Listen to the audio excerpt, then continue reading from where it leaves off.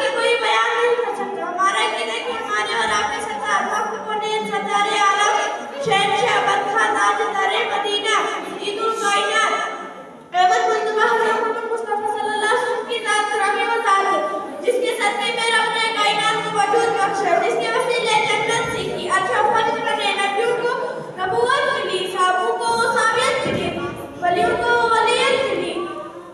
इंसानों को इंसानियत मिली और हम किसी गुनहगारों